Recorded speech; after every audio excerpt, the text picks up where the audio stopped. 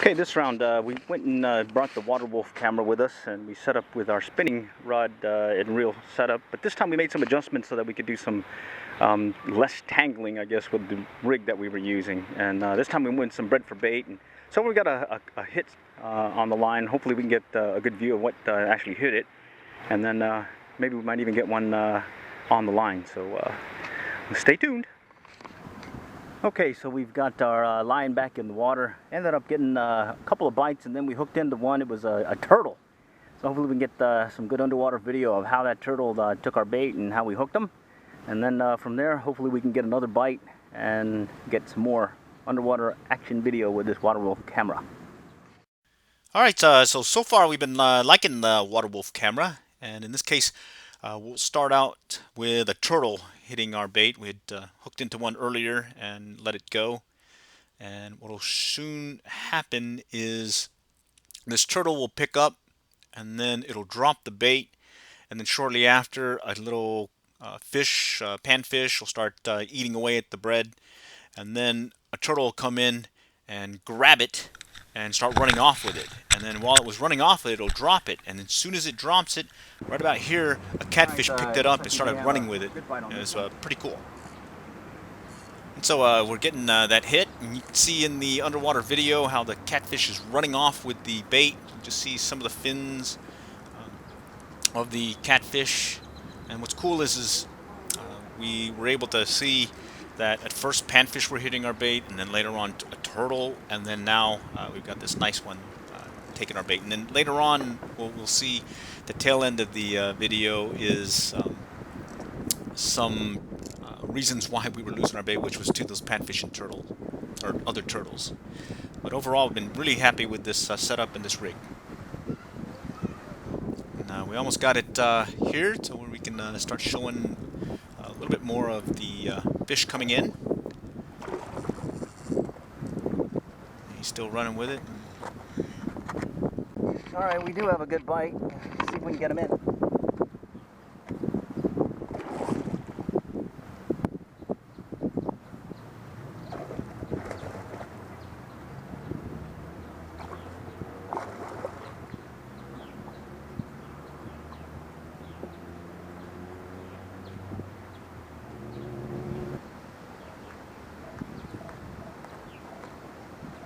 Alright, we got a nice one. Hopefully we got the action shot on the Water Wolf camera. This will be a bruiser. Cool beans on bread. Alright, after some tinkering, we were able to set up this slip rig. And that was kind of bent a little now, but still working pretty good here. And all it is a slip rig with a circle hook. We got another piece here to make sure we got it in place and it doesn't get away on us. And good thing we were able to keep it. Ended up getting this really nice looking guy. Alright, time to let him go.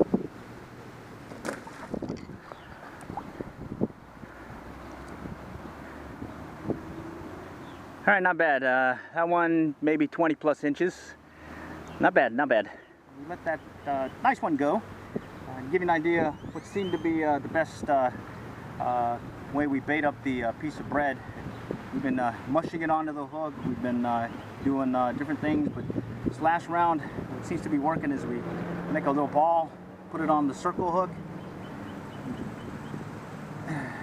like this, and keeping that gap here open, and making sure the hook point is exposed, and seems to be a better hookup rate than when we had the whole thing covered, which usually slips out of their mouth. Additionally, when we use J hooks, we tend to either hook them too deep or miss the hook set. So far circle hook's working good.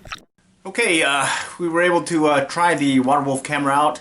It's been ticking around again with it. The other video we made showed one variation of a way to cast it a little bit better.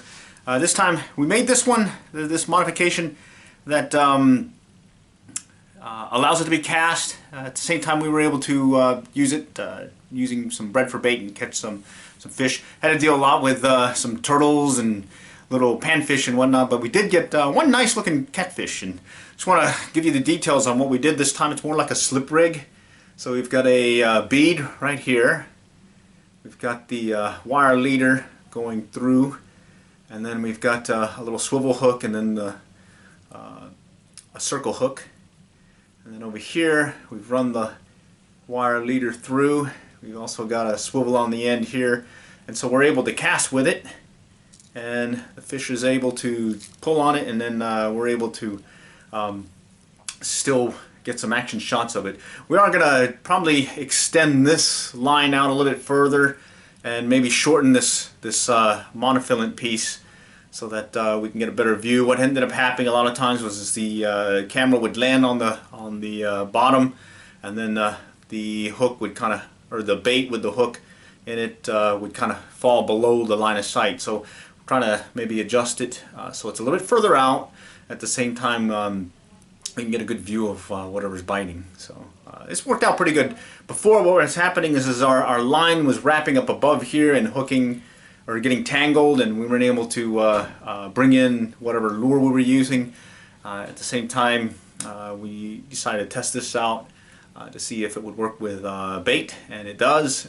Next round we'll probably make this again longer and try a lure, make sure that we can troll with it or at least cast with it, and then also try trolling with it as well. In the case of the body, or what we're using, there's a little slot that the original connection with our line went to. What we did was we ended up using that front piece, and we're using a little plastic tube that goes inside it, and then we can run our leader there. And then for now we're just using some electrical tape to hold everything in place, and it held pretty well with that nice sized catfish that we have in this video here. But bottom line, this is our latest tinkering with the Water Wolf camera, and so far we've been pretty happy. Good thing to see what's actually been stealing our bait, in this case some panfish, some turtles, and then we finally did get a catfish on it. Alright, till next time, we'll catch you all later, and good luck and good fishing.